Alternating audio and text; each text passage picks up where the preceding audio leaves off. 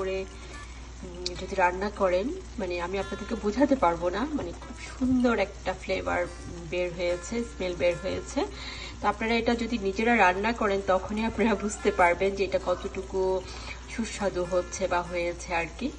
তো আমার রেসিপিগুলো যদি ভালো লাগে অবশ্যই আপনারা ফলো করবেন।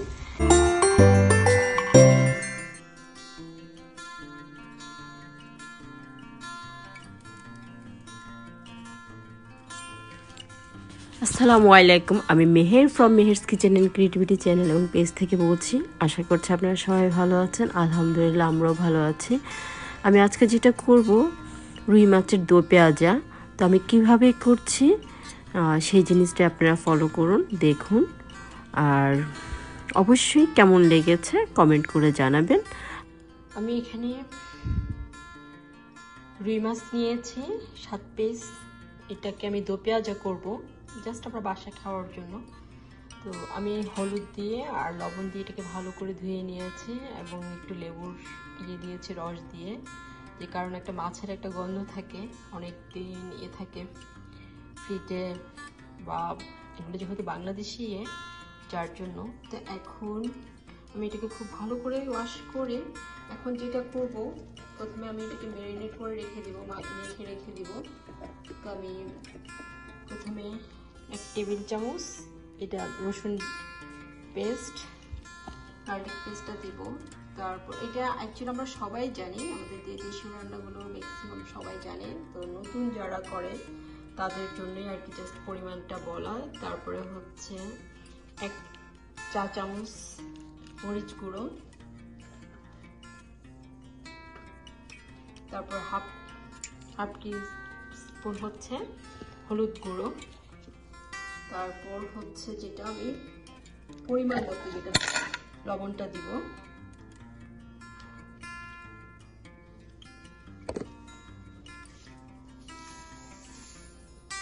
পরিমাণ মতো লবণটা দিয়ে তারপর এটাকে মেখে নেব।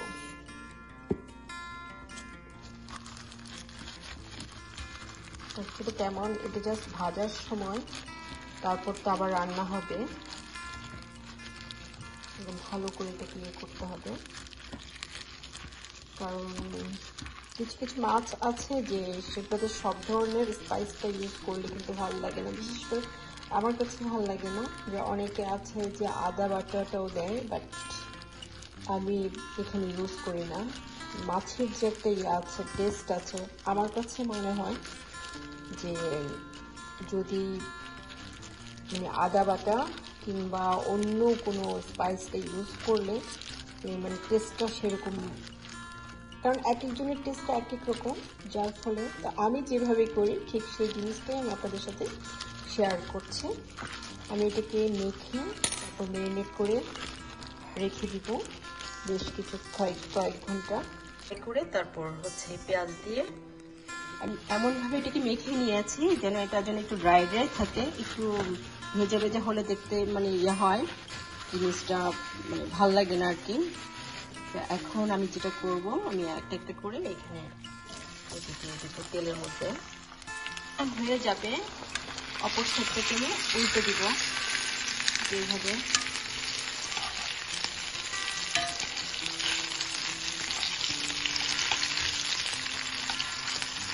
বাছতে দিতে হবে, ভেঙে দিতে পারে।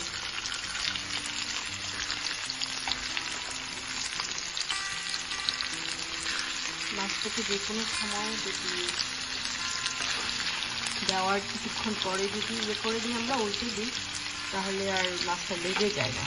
বাট এগুলো তো হচ্ছে ননস্টিক প্যাটার্নে লাগে না, তারপর মাঝে মধ্যে লেগে যায়। এরপরেও যেটা করা হয় যে একটু উল্টিয়ে দিলে দুদিকটা যখন একটু হয়ে যায় তখন আর মাছ লেগে যাওয়ার সম্ভাবনাটা কম থাকে। আমি এখানে 1 কাপের চেয়ে পেঁয়াজ কুচি করে নিয়েছি, একটা টমেটো ফালি করে নিয়েছি, তারপর কয়েকটা কাঁচামরিচ 2-3টা গোটা এবং 2-3টা ফালি করে নিয়েছি। তো এখন আমি এটা ওই তেলটার মধ্যেই, আগের তেলটার মধ্যে আমি পেঁয়াজটা দিয়ে দিব। পেঁয়াজটাকে একটু ব্রাউন করে ভেজে নেব। এখন পেঁয়াজটা প্রায় হয়ে এসছে, তারপর আমি এখন টমেটোগুলো দিয়ে দিব। টমেটো এবং কাঁচামরিচগুলো যেগুলো ফালি করে নিয়েছে সেগুলো, তাহলে একটু করে স্পাইসটা একটু বের হবে। তারপর একটু যখন নরম হয়ে আসবে আমি তখন মাছগুলোকে দিয়ে দিব।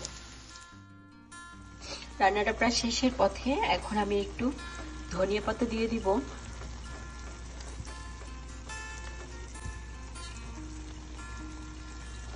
ধনিয়া পাতা আর হচ্ছে সেই কাঁচামরিচ দুটো গোটা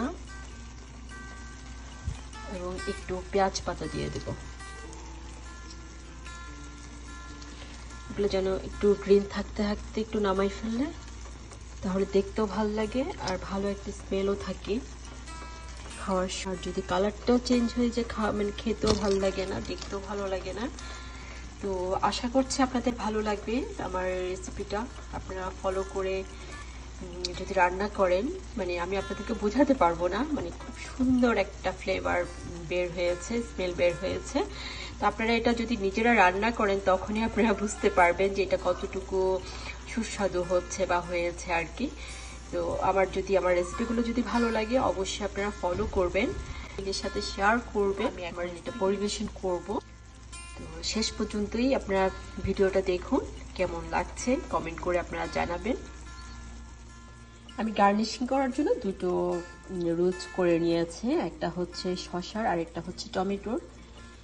তো জাস্ট একটু দেখতে ভালো লাগার জন্য, এটা কোনো টেস্টের কোনো কিছুই হবে না, একটু দেখতে ভালো লাগবে আর কি, সেই জিনিসটাই। তো আমি যেটা প্রথমে করব, যে প্রথমে আমি পেঁয়াজ টমেটোগুলো দিয়ে দিব, তার উপর আমি মাছটা দিব। এটা হচ্ছে জাস্ট দেখতেও ভালো লাগবে।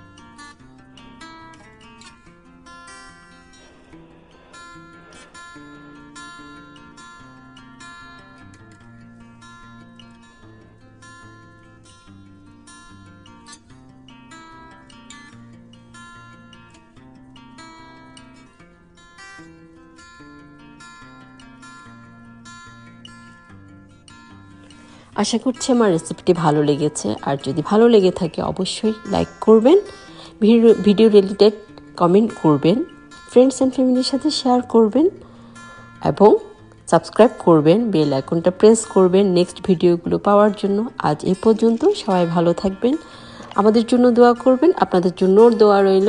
আজ এই পর্যন্ত, আল্লাহ হাফেজ।